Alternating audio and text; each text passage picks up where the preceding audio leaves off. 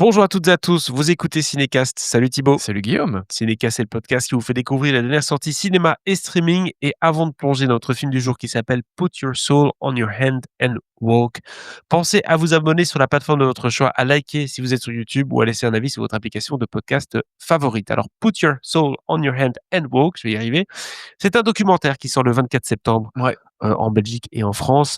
Alors, tu vas dire le nom de la réalisatrice parce que je ne l'ai pas. c'est réalisé par Sepideh Farsi C'est Pile avec Farsi. Sepideh Farsi et Fatma Asona et on a beaucoup parlé de ce film, parce que, je vais vous faire le synopsis en même temps directement, Vas-y. parce que c'est un film qui passait, à l'Acide, au Festival de Cannes et qui nous raconte en fait comment Sepideh Farsi va, créer cette relation avec, Fatma Asona, qui est une jeune, fille qui habite, qui habitait à Gaza. Et donc, voilà, elles vont avoir des échanges, sur FaceTime, très régulièrement, où, Fatma Asona va parler de son quotidien et cetera.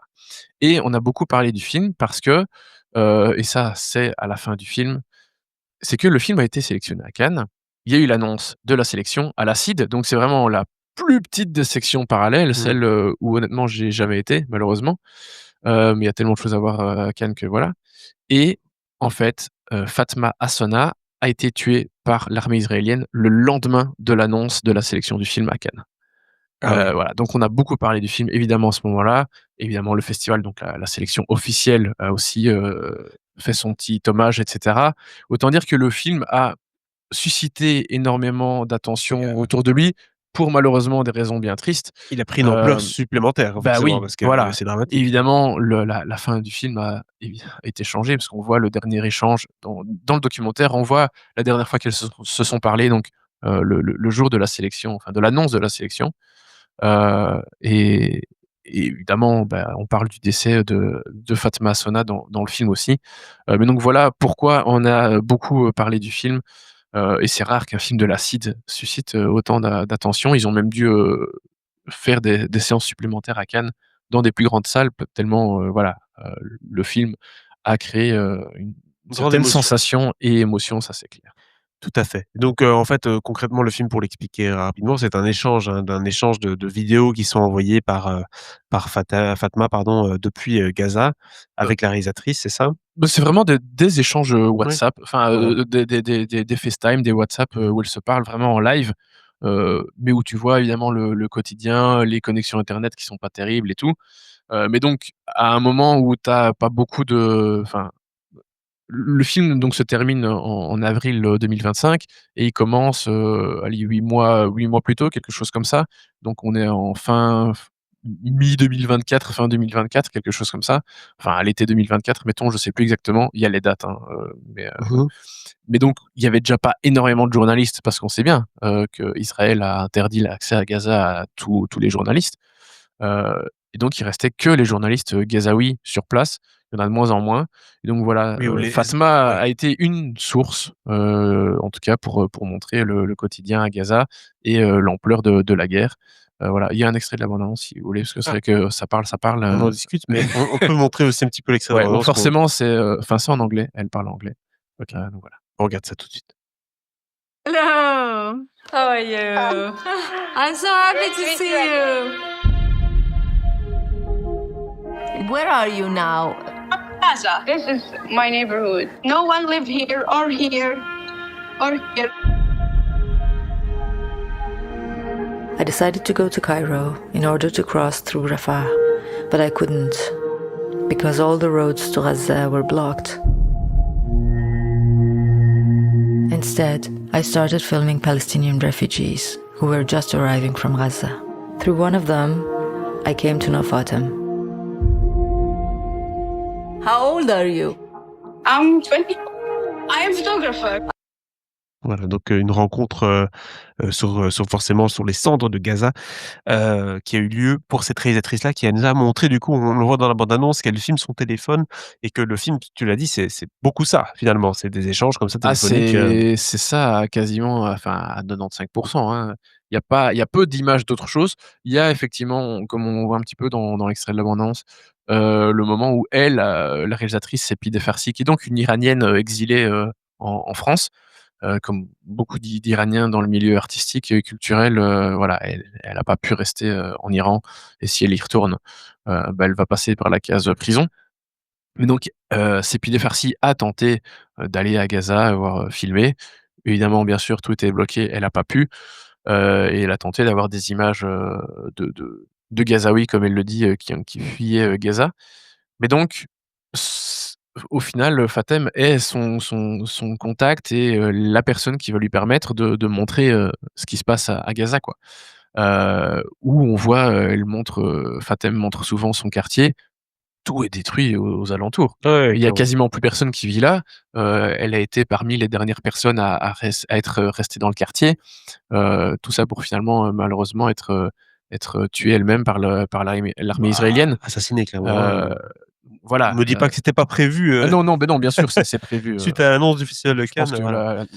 ah non, mais alors je sais pas si c'est suite à Bah, à l'annonce, mon mais avis, ça a été une c'est vrai que motivation le supplémentaire, lendemain, ouais, oui, c'est ça.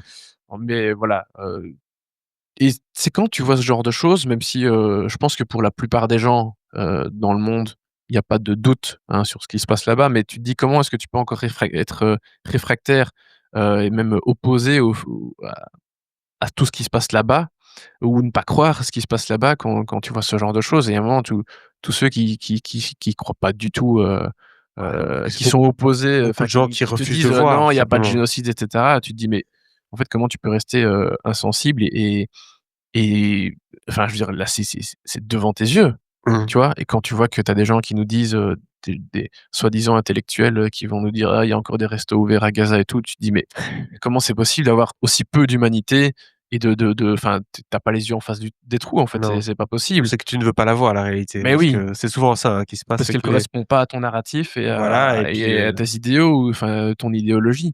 Mais voilà, quand tu as ce genre de témoignage, enfin je à nouveau, je le dis, la plupart des gens a pas besoin de ça pour croire, tu vois? ouais, le problème aussi, c'est que Mais bon, c'est ça fou de se dire qu'en fait, malheureusement, ce genre de film est nécessaire, en fait, tu vois? oui, bah, c'est aussi le problème de le problème, c'est que les gens ont du mal à dénoncer ce conflit-là ou en tout cas ce qui se passe.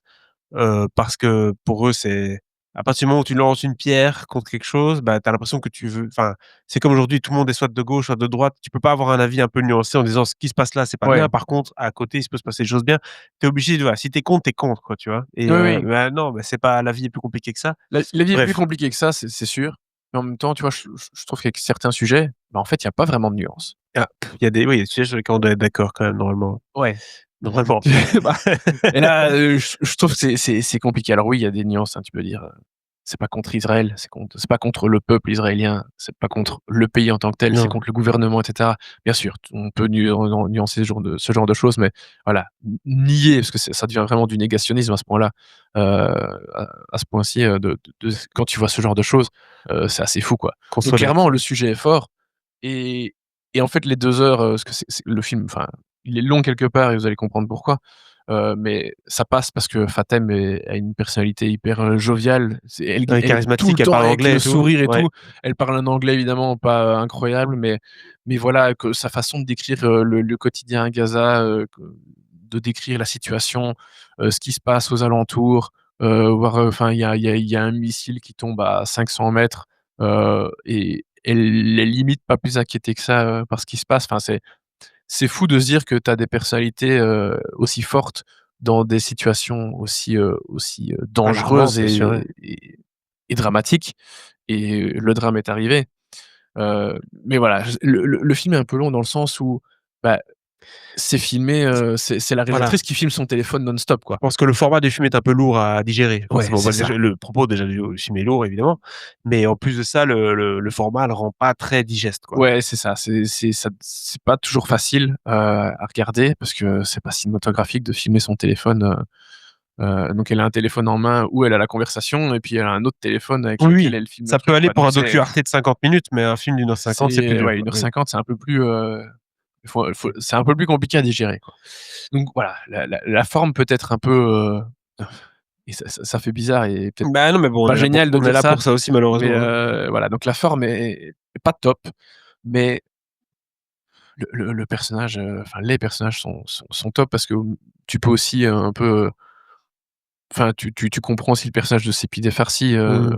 tu vois, la cause iranienne, le fait de devoir être exilé de ton pays et tout, voilà, c'est des choses qu'on comprend et qui sont touchantes aussi donc voilà, ça reste une œuvre importante, et clairement je vais pas cracher dessus non plus, quoi.